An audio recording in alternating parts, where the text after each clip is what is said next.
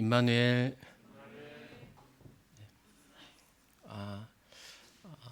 이렇게 그래도 성도님들 몇 분이 이렇게 나와 주셔서 참 좋습니다. 아무래도 이렇게 아무도 없는 곳에서 이렇게 말씀을 전하기보다는 그래도 성도님들이 계셔야 그래도 좀 힘이 나고 그래도 자연스럽게 이렇게 좀 말을 좀 할 수가 있는데 이렇게 나와 주셔서 또 감사를 드립니다. 다시금 이제 온라인 집회를 이렇게 하게 되었네요.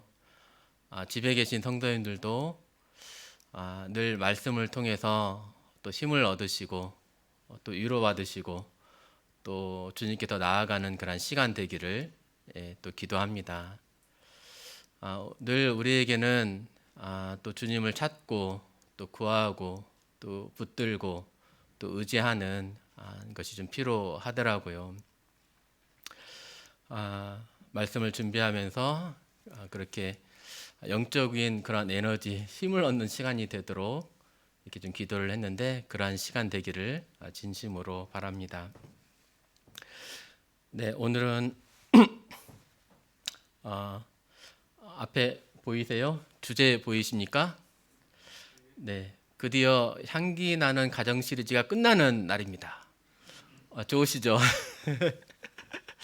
근데 제목이 사별, 사별입니다. 사별. 끝나서 좋긴 한데 제목을 처음 이렇게 받는 순간 이거 큰일 났다.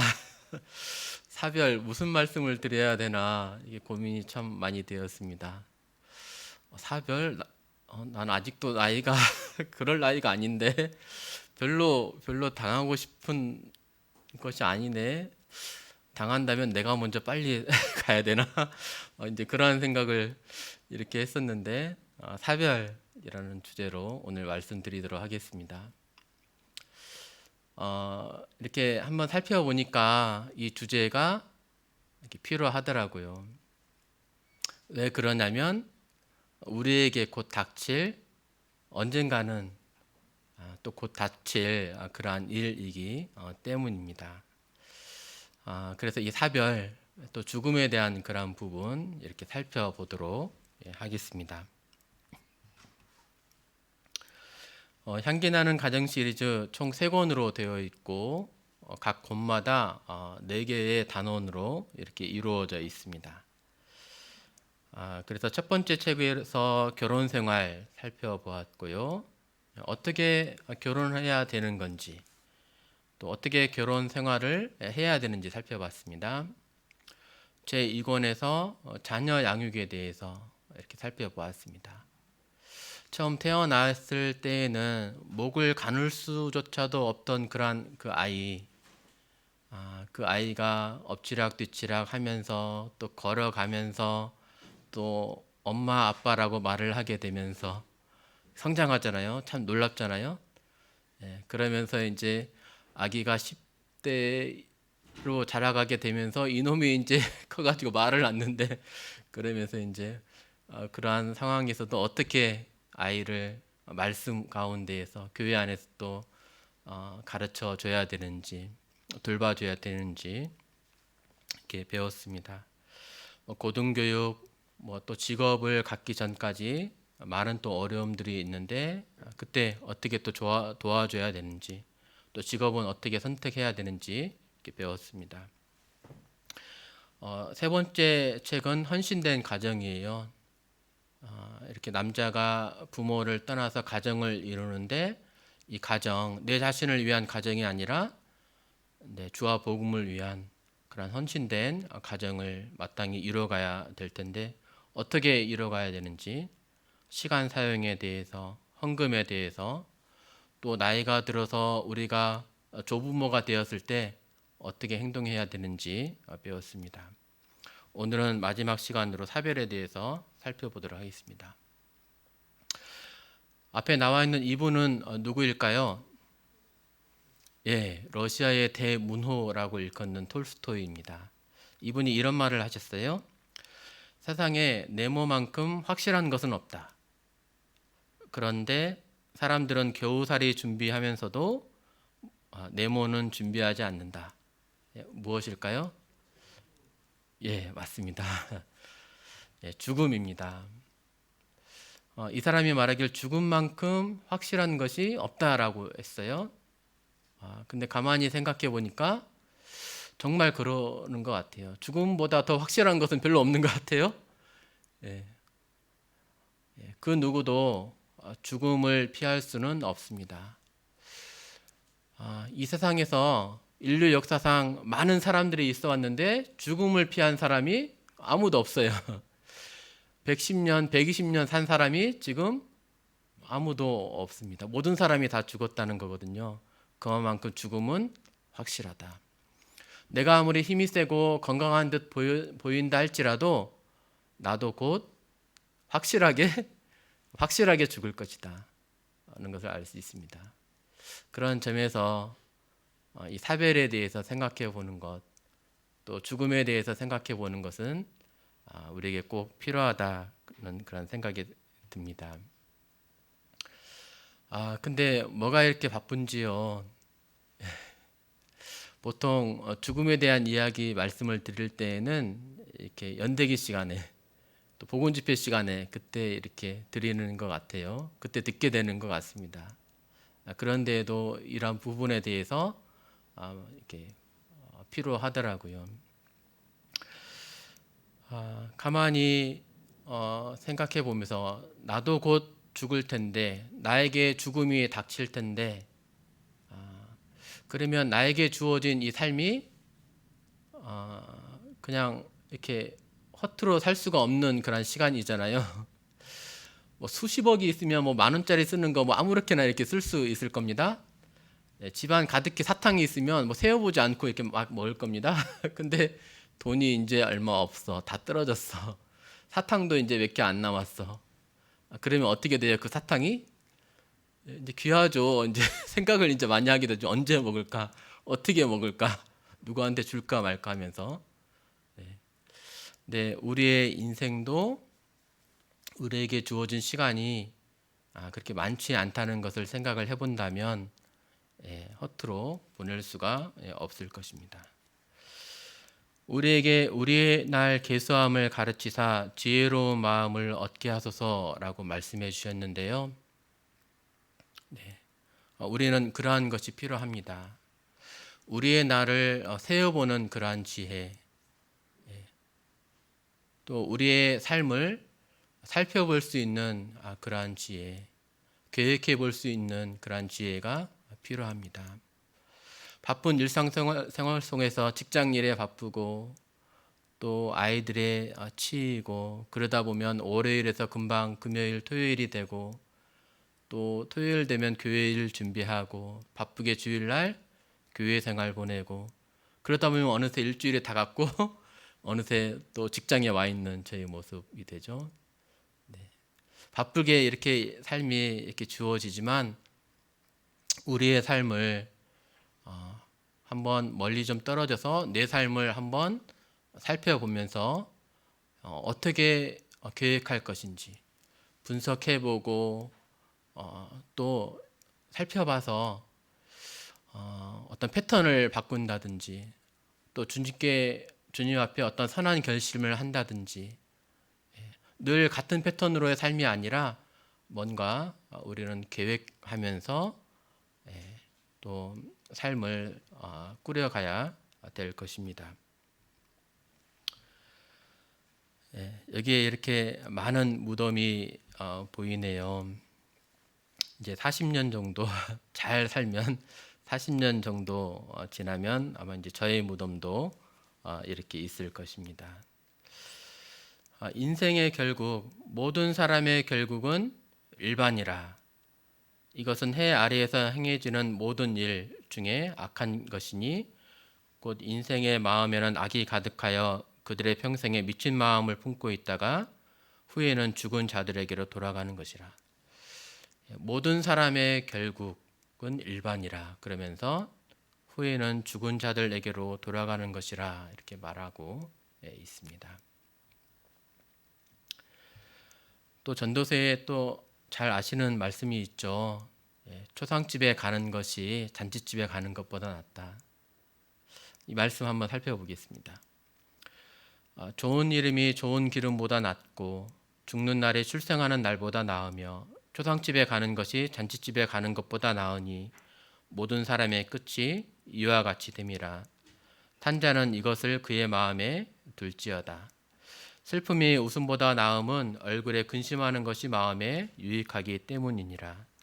지혜자의 마음은 초상집에 있으되 우매한 자의 마음은 혼인집에 있느니라. 모든 사람의 끝이 이와 같이 됨이라 라고 말하고 있습니다. 성경에서 이렇게 늘 이렇게 말해주고 있는데 사실 우리는 죽음에 대해서 그렇게 많이 생각하지 않고 살아온 것 같습니다.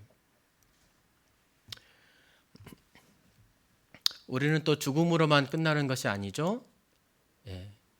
내가 이 육신의 장막을 벗을 때 우리는 주님을 만나게 될 것입니다.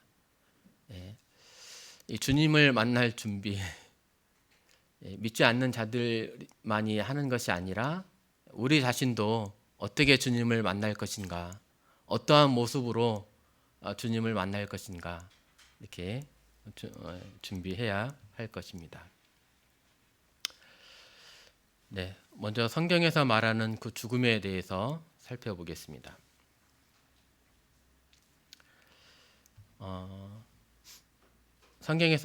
첫째로 성경에서 죽음은 왕노릇한다 이렇게 말하고 있습니다.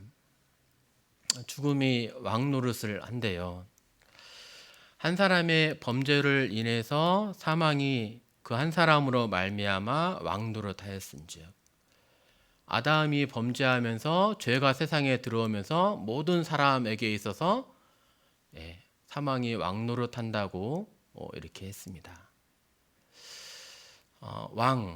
왕의 권세, 왕의 지배력, 왕의 힘에서 벗어날 수 있는 사람이 있습니까? 세상에서 가장 힘센 사람이 왕이에요. 그 나라 안에 있다면 그 왕의 지배를, 통치력을 피할 수가 없습니다. 그런데 사망이 왕노릇을 한대요. 그 누구도 이 사망의 지배력에서 피할 수가 없다는 말입니다. 두 번째, 죽음은 무서움을 불러온다. 그렇죠. 죽음을 두려워하지 않는 그런 사람은 없는 것 같습니다. 누구나 다 이렇게 죽음을 두려워합니다. 그래서 이렇게 죽음을 앞에 두고 제발 일주일만이라도 더 살아봤으면, 그러면서 많은 그러한 이제 돈을 지불해서라도 자신이 가장 귀한 것을 아낌없이 이렇게 내놓으면서도 죽음을 피하고자 하지만 그러한 사람은, 죽음을 피한 사람은 없습니다. 왜 죽음을 무서워할까요? 성도님들 왜 죽음을 무서워할 것 같아요?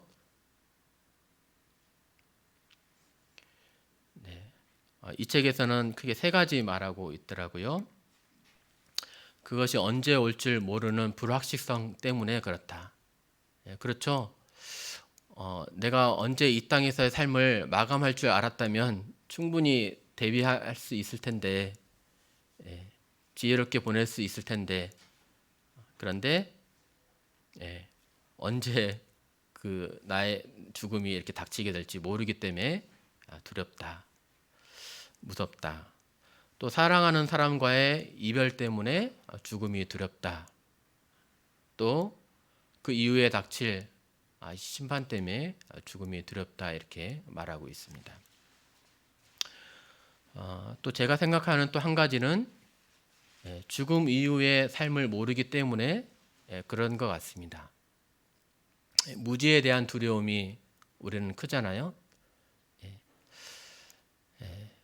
안개가 자욱히 낄 때에 뭐가 튀어나올지 모르는 그런 두려움이 있습니다. 예전에 스티븐 스필버그의 주라기 공원을 봤어요.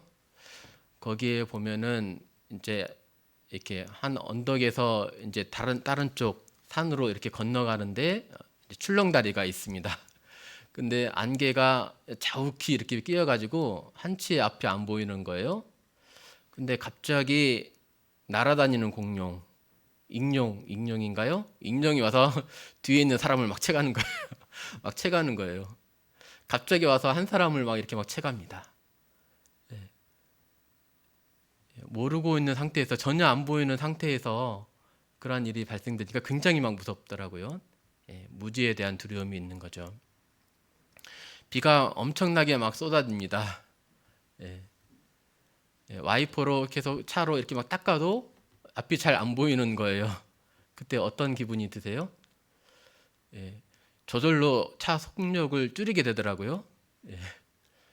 앞이 안 보이니까 두려워서 차 속력을 줄이게 됩니다. 이처럼 우리는 무지에 대한 그러한 두려움이 있습니다. 죽은 이후에 내 삶이 어떻게 될 것인가, 또 천국에 간다 할지라도 내 삶이 정말 어떻게 될 것인가 확실하게 안다면, 분명하게 알고 있다면, 많은 정보를 가지고 있다면 그렇게 별로 두려워하지 않을 것입니다. 근데 우리는 무지로 인해서 우리는 죽음을 두려워합니다. 그리고 성경에서 죽음은 정복되었음을 말하고 있습니다. 죽음을 이기신 분 누구이시죠? 예수 그리스도이십니다. 그는 죽으셨다가 사망 권세 이기시고 다시 부활하셨습니다. 죽음의 세력을 잡은 자 마귀를 멸하셨습니다. 근데 이 마귀를 이때 이제 마귀를 이렇게 멸하시면서 사망 권세를 이기시고 부활하셨는데 그걸로 끝인가요? 아무런 영향력 없이 주님만 부활하시고 그걸로 끝인가요? 자기에게 속한 모든 사람들을 구원하시는 거죠. 자기에 속한 모든 사람들이 다 이제 부활에 이르게 되었습니다. 그래서 잠자는 자들의 첫 열매가 되셨는데, 첫 열매가 되었다라는 그런 말은 다른 수많은 열매들도 있다라는 그런 말이죠. 그래서 예수 그리스도를 통해서 그분께서 죽음을 정복하셨고 사망이 더 이상 우리를 주장할 수 없음을 우리는 알고 있습니다. 이 말씀을 좀 더 보면은 죽음의 세력을 잡은 자, 마귀가 이제 물론 죽음의 세력을 잡았죠.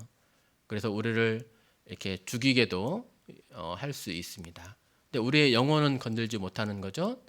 그래서 마귀를 두려워하지 말라라고 이렇게 하셨습니다만, 이 죽음의 세력을 잡았다 할지라도 하나님의 뜻 안에서 다 이제 이렇게 이루어지는 거죠.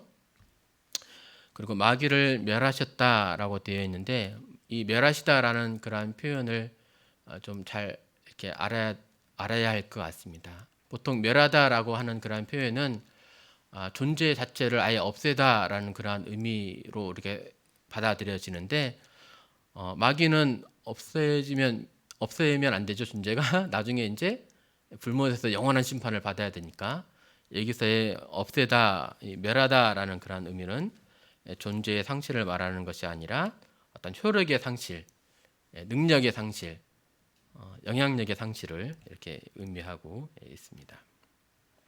그렇다면 예수님이 죽음을 이기셨다면, 정복하셨다면 우리가 죽을 필요가 없을 텐데, 근데 우리는 왜 죽나요? 이렇게 생각하실 수 있을 것 같아요.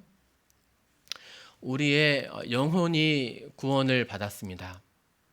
우리의 영혼이 사망에서 벗어났습니다. 우리의 몸은요? 아직 구속받지 못했어요. 우리의 몸은 이제 새로운 변화된 몸을 입게 될 것입니다. 그때 이제 사망의 승리에 대한 완전히 누리는 날이 이제 되는 거죠. 우리 몸이 구속받는 그러한 날, 완전한 몸으로 우리가 변화되는 그 날, 예, 네, 이렇게 이런 죽음의 정복했음을 누리게 될 것입니다. 그리고 우리는 두려움 없이 죽음을 맞이할 수 있다고 했습니다. 내가 그들 사이에 끼었으니 차라리 세상을 떠나서 그리스도와 함께 있는 것이 훨씬 더 좋은 일이라. 사도 바울은 세상을 떠나서 그리스도와 함께 있는 것이 훨씬 더 좋은 일이다라고 이렇게 말씀을 했습니다. 네. 네. 왜냐하면 우리의 영혼이 사망에서 벗어났기에 또 천국에서 주와 함께 누리는 기쁨으로 우리는 두려움 없이 이렇게 차라리 이 세상을 떠나서 주와 함께 거했으면 하고 이렇게 죽음을 두려움 없이 맞이할 수 있습니다. 그래서 우리 스스로 이렇게 죽음을 이렇게 맞이할 수 있는데, 근데 떠나 보내야 되는 그런 입장은 또 다른 것 같아요. 내가 내 스스로는 죽음을 두려워하지 않고 죽음을 맞이할 수 있어도 내가 사랑하는 일을 먼저 주님께로 떠나보내는 그러한 일들이 있죠. 그러한 일들은 우리에게 또 슬픔을 초래합니다. 더 가까이 더 오랫동안 이렇게 생활하고 싶어도 주님이 부르시면 갈 수밖에 없게 되었을 때, 내 소중한 사람을 잃게 되었을 때 우리는 슬퍼할 수밖에 없는데요. 그때 우리는 어떻게 헤쳐나가야 될까요? 네, 그러한 것을 생각하시면서 죽을 때에 무슨 일이 일어나는가를 살펴보도록 하겠습니다.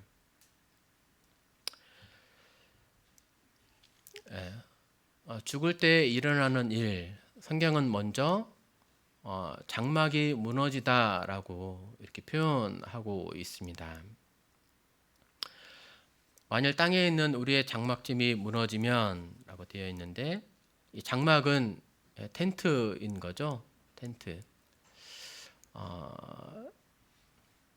이게 죽음을 장막으로 장막이 무너지는 것으로 이렇게 표현을 했어요. 이 장막, 이 텐트는 일시적인 거처입니까? 아니면 영구적인 그런 거처입니까? 네, 일시적인 거처입니다. 요즘 캠핑이 많이 유행합니다. 그러면서 텐트가 많이들 이렇게 팔리고 있습니다. 저도 그 중에 한 사람 텐트를 이렇게 구입하면서 거기에 일주하고 있는 그런 사람인데, 캠핑을 한번 가보니까 뭐 많이 좋더라고요. 여름 때에 그 뜨거운 날에 이렇게 텐트를 들고 섬에 가서 생활을 했는데 너무 재밌어요. 너무 재밌었습니다. 이렇게 아이들과 야외에 나와서도 재미있었고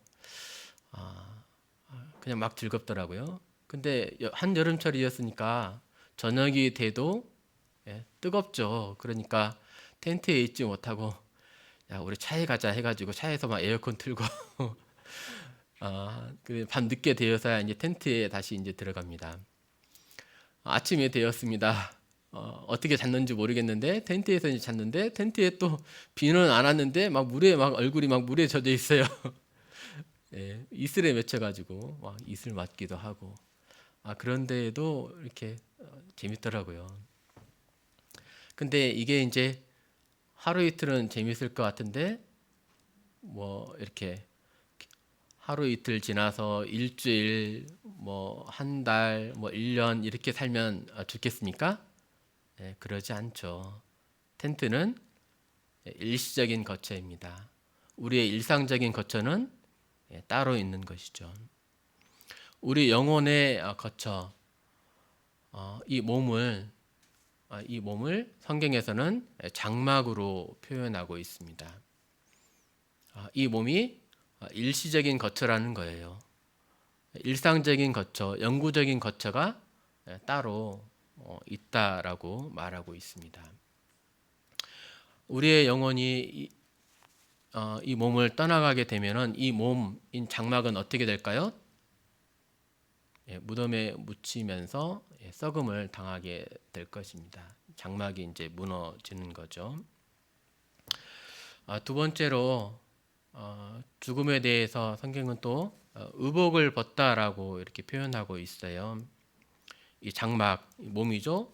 몸을 벗어날 것이 임박한 줄을 알미라. 이 육신을 벗어나는 것으로 표현하고 있거든요. 옷을 입고 벗는 것처럼 이 장막, 이 육신을 입고 벗는 것으로 이렇게 표현하고 있습니다. 우리는 지금 몸을 입은 상태이고 또 막 죽으려는 그러한 순간에 이 육신을 벗게 될 것입니다. 또 성경에서 또 죽음을 잠자는 것으로 이렇게 표현하고 있습니다. 우리가 예수께서 죽으셨다가 다시 살아나심을 믿을진데 이와 같이 예수 안에서 자는 자들도 하나님의 그와 함께 데리고 오시리라. 지금 공중재림을 말씀하고 계시거든요. 근데 예수 안에서 자는 자들 또 함께 데리고 오신대요. 이 자는 자들은 누구죠? 그리스도 안에서 죽은 자들을 이렇게 말하고 있습니다. 네, 이 자는 자들도 함께 데리고 온대요. 우리는 알기를 잠자는 것은 영혼이 잠자는 것이 아니고 몸이 잠자는 것을 알고 있죠. 근데 이 죽은 자들을 함께 데리고 온다는 말은 이 몸이 잠든 몸이 부활할 것을 이렇게 말해주고 있는 거죠. 자는 성도들의 몸이 먼저 우리보다도 먼저 이렇게 부활하고 그 이후에 성도들이 끌려 올려져서 이렇게 주님과 성도들을 뵙게 될 것입니다. 이렇게 자는 모습으로 표현하고 있고 또 야이로의 딸을 주님께서 이렇게 고치러 가셨어요. 근데 소녀가 이미 죽었어요. 주님께서 소녀를 향해서 죽은 것이 아니라 잔다라고 표현하셨습니다. 근데 사람들이 죽은 줄을 아는 거로 속으로 예수님을 향해서 비웃었죠. 근데 예수님은 죽은 것이 아니라 잔다라고 말씀하셨습니다. 왜 잔다라고 말씀하셨을까요? 자다가 깨는 것처럼 이도 곧 깰 거니까, 곧 일어날 거니까 이렇게 말씀하셨을 겁니다. 또 스데반이 죽을 때에도 그가 망하니라, 그가 멸망하니라 이렇게 말하지 않았습니다. 그가 돌에 맞아 죽을 때 아버지 내 영혼을 아버지께 의탁합니다 라고 이렇게 하면서 이렇게 죽었는데 성경에서는 그가 잠드니라 라고 표현되어 있습니다. 또 그들은 또 주와 함께 거하기 위하여 떠나갔다라고 이렇게 표현하고 있는데요. 차라리 몸을 떠나 주와 함께 거하는 그것이라 사도 바울이 이렇게 이제 표현을 한 거죠. 차라리 몸을 떠나서 주와 함께 거하는 것을 사도 바울이 이렇게 원했습니다. 영혼은 몸을 나오는 그러한 순간에 몸은 잠들지만 우리의 영혼은 잠자지 않아요. 그리스도와 함께 이렇게 거합니다. 부자와 나사로 이야기에서도 그 거지가 죽어 천사들에게 받들려 아브라함의 품에 들어가고 라고 되어 있습니다. 영혼이 받들려서 이 아브라함의 품에 낙원에 들어가는 것을 이렇게 알 수 있습니다. 여기서 이제 아브라함의 품에 들어가고라고 하는 이 표현의 의미가 무엇이냐? 유대인의 관용적인 그런 표현입니다. 낙원을 일컫는 그런 관용적인 표현이에요. 유대인이 이렇게 아브라함의 품이 얼마나 크겠습니까? 한두 사람밖에 못 안아줄 한두 사람밖에 안아줄 수 없잖아요. 모든 유대인들을 이렇게 다 못 안아주잖아요. 근데 이제 아브라함의 품에 들어갔다라고 하는 그런 말은 낙원을 일컫는 그런 관용적인 표현이 되겠습니다. 또 그들은 영광 안으로 받아들여진다.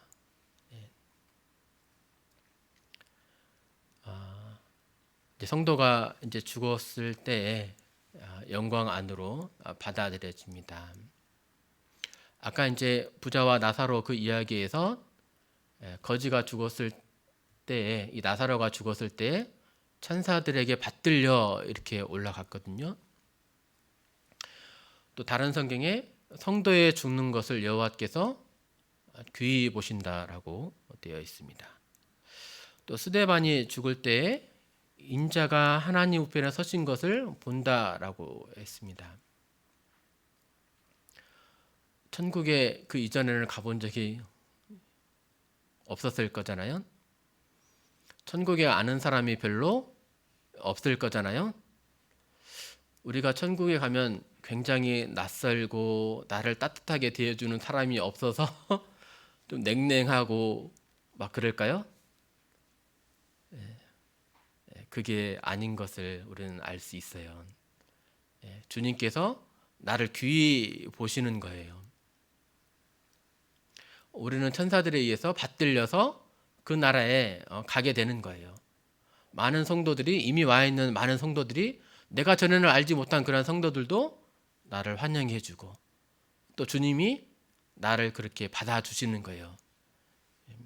천국은 그렇게 어색하고 낯설고 냉랭한 그런 것이 아니고 주님의 영광을 함께 누리면서 큰 기쁨과 즐거움 가운데 거하게 될 것입니다.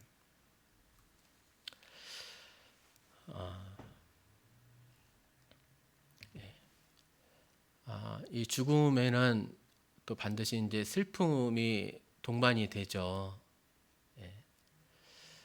또 믿는 자에게도 이렇게 슬픔이 동반됩니다. 어떤 성도님들은 우리가 곧 죽어도 곧 하늘나라에서 뵙게 될 텐데 사별을 한다 할지라도 왜 울어야 되느냐? 그것은 믿음이 없는 거야 하면서 이렇게 자신의 감정을 때로는 감추고 또 울어서는 안 돼 이렇게 말씀하시는 분도 있을지 모르겠습니다.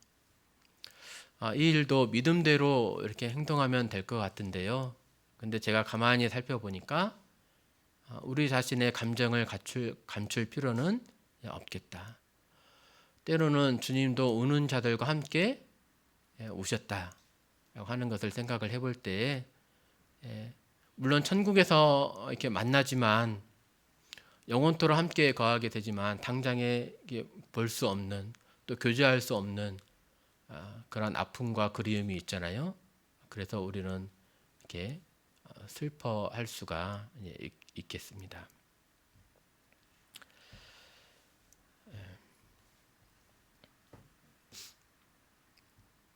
음부는 잔혹하대요. 음부같이 잔혹하며라고 되어 있는데 음부는 왜 잔혹할까요? 아무리 부탁해도 아무리 되돌려 달라고 빌어도 우리의 사랑하는 자를 다시 되돌려 주지 않기 때문에 잔혹합니다. 사별한 사람들의 감정 상태 이렇게 책에 좀 나와 있는데 많이 좀 아멘이 됐습니다. 사별한 사람들의 감정 상태가 어떨 것 같으세요? 좀 이렇게 헤아려 볼 수 있을 것 같습니다. 그들은 사랑하는 사람들을 이렇게 잃게 됨으로 인해서 이렇게 슬프고 고통 가운데 있습니다. 또 늘 옆에 있던 사람이 없음으로 인해서 외로움을 느끼게 되고 또 빼앗긴 그런 느낌, 상실감을 갖게 됩니다.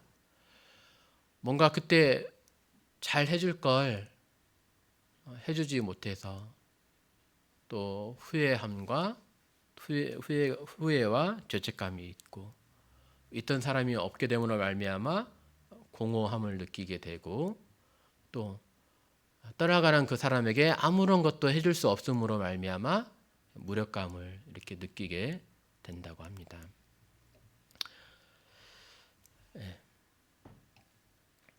그리스도인은 진정으로 슬퍼합니다.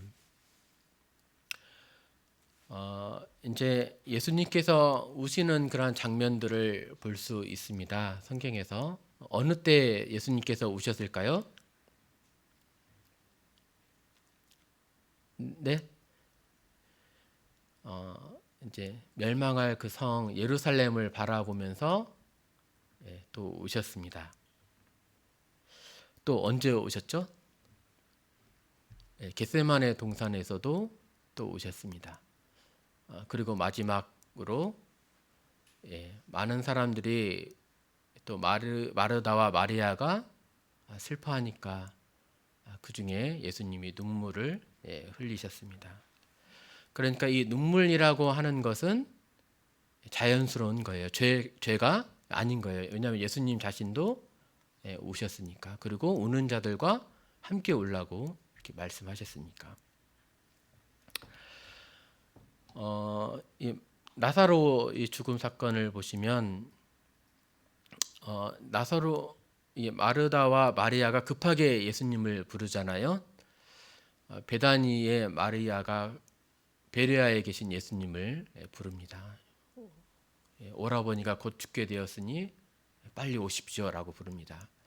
근데 이 베레아와 베다니의 거리는 약 28km 정도 하루길이었어요. 근데 예수님이 바로 가시지 않습니다. 한 4일 정도 이렇게 후에 도착하시게 돼요. 근데 가보니까 이미 나사로는 죽어 있었습니다. 그렇다면 예수님께서 억지로 바로 가시지 않고 늦게 억지로 이렇게 가셨는데요. 그 이유가 있으신 거겠죠? 그 이유는 무엇이었습니까? 예수님 자신이 어떠하신 분인지를 이렇게 알려주시길 위했던 거예요. 나는 부활이요 생명임을 알려주시기 위한 거였던 거예요. 또 우리가 여기서 또 알 수 있는 것 하나는 예수님도 많은 슬퍼하는 그러한 슬퍼하는 사람들과 함께 슬퍼하시면서 그런 우시는 그런 예수님의 모습도 이렇게 살펴볼 수가 있습니다.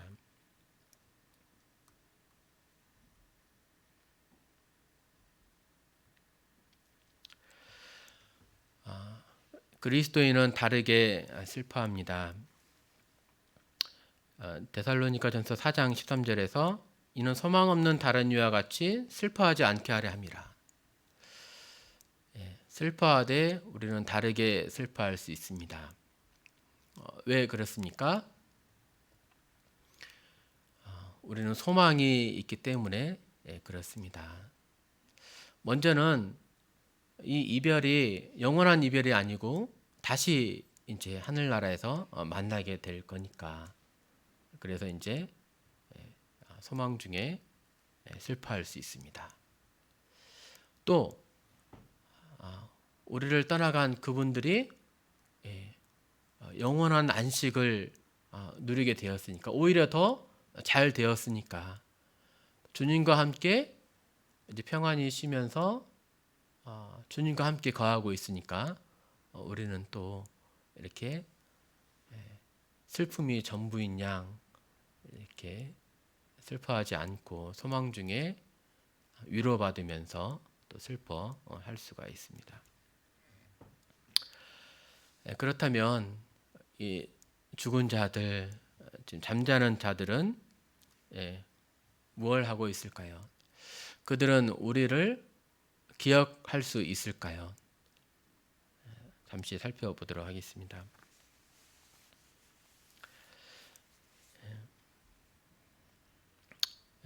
첫 번째로 그들은 어디에 있을까요? 누구와 함께 있을까요? 당연히 그들은 무덤에 있는 것이 아니고 그리스도와 이렇게 함께 있습니다. 지금도 우리는 주님과 함께 거하고 있죠. 그때와 이때와 그때는 뭔가 다를까요? 예, 다르죠. 네. 그때는 주님을 얼굴과 얼굴을 맞대어서 이렇게 보게 될 것이고, 또 주께서 나를 아신 것처럼 내가 온전히 이렇게 알게 될 것입니다. 더욱더 대면에서 온전한 가운데 더욱 친밀하게 교제를 이렇게 누릴 수 있습니다. 죽은 이후에 어떤 정신적인 기능을 갖게 될까요? 몸이 없는데, 부자와 나사로에 대한 그러한 이야기를 보면 지금 몸의 부활이 지금 없는 그런 상황이잖아요. 우리 몸의 부활은 성도님들은 이렇게 휴거할 때 주님께서 공중재림할 때에 이제 이렇게 부활한 몸을 입게 될 것이고, 또 그렇지 않은 사람들은 백보자 심판 때에 최후의 날에 몸의 부활하게 될 것입니다. 근데 부자와 나사로 아직 몸의 부활을 입지 않았을 텐데 보면은 그가 고통을 느끼고, 또 아브라함의 품에 있는 나사로를 볼 수 있었고, 또 내 혀를 서늘하게 해달라고 말할 수도 또 있었습니다. 생각할 수도 있었고, 또 가족들 5형제들을 위해서 나사로를 보내주세요라고 이렇게 이 현생에서의 삶을 기억하면서 생각하고 또 감정과 감각을 갖는 이러한 정신적인 기능을 할 수 있는 것을 이렇게 추정해 볼 수 있어요.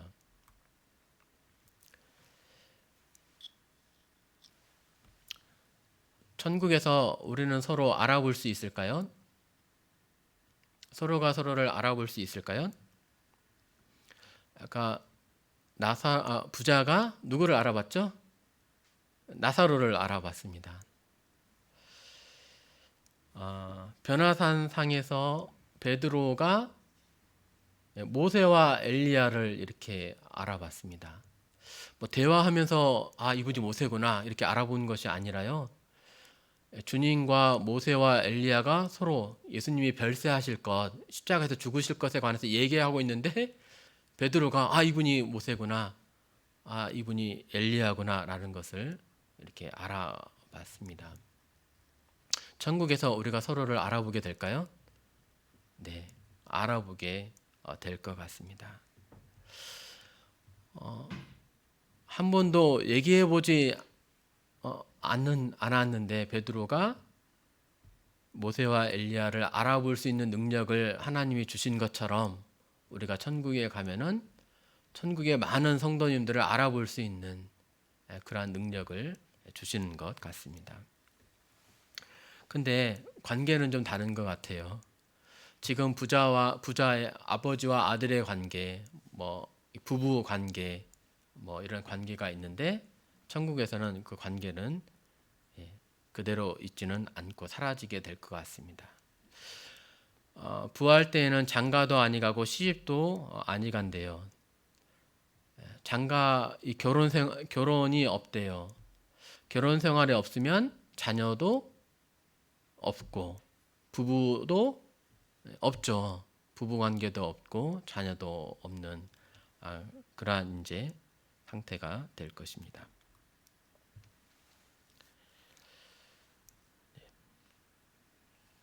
이상 이렇게 죽음에 대해서 성경에서 죽음은 어떻게 말해지고 있는지, 또 그들은 무엇을 하고 있는지, 또 어떻게 또 슬퍼할 수 있는지 이렇게 살펴보았습니다. 사별 이후 우리는 사별하게 되죠. 진행 중이잖아요. 나를 많이 이뻐해 주셨던 할아버지, 할머니들을 먼저 이렇게 보냈고, 또 얼마 안 있으면 곧 나를 이렇게 사랑해 주시던 우리 부모님들 또 잃게 될 것입니다. 또 더 얼마 안 있으면 이제 내 사랑하는 아내가 또 아이들이 먼저 이렇게 갈 수도 있는 거죠. 사별은 먼 미래의 일이 아니고 현재 진행형인 현실이 또 될 것입니다. 이처럼 누구나 이제 과부, 뭐 호랍이, 뭐 고아가 이렇게 될 수 있는데, 우리가 이제 힘이 되는 것은, 또 위로 받을 수 있는 것은, 이러한 생각만 해도 이렇게 막 슬프잖아요. 예. 근데 위로 받을 수 있는 것은 주님이 그냥 내버려 두시지 않는다는 것입니다. 예. 주님이 나를 버리시지 않고 내가 낮아졌을 때나 또 높아졌을 때나 부유할 때나 가난할 때나 주님은 늘 나를 사랑하시고 늘 내 필요를 공급해 주시고 내 보호자가 되신다는 거예요. 특별히 우리가 연약할 때 주님은 더 우리를 보호해 주십니다. 주님은 고아와 과부의 아버지시요 재판장이십니다.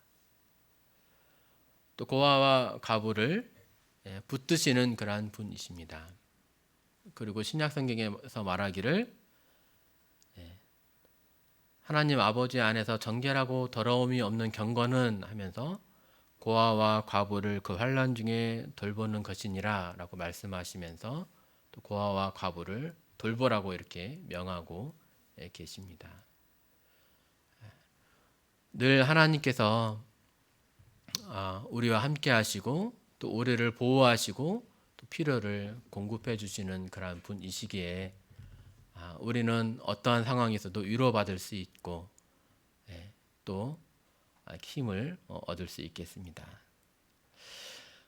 또 무엇보다도 위로가 되는 것이 이 땅에서의 삶이 전부가 아닌 것, 다가오는 그 나라, 우리에게 진정한 소망이 있음을 인해서 참 위로가 됩니다.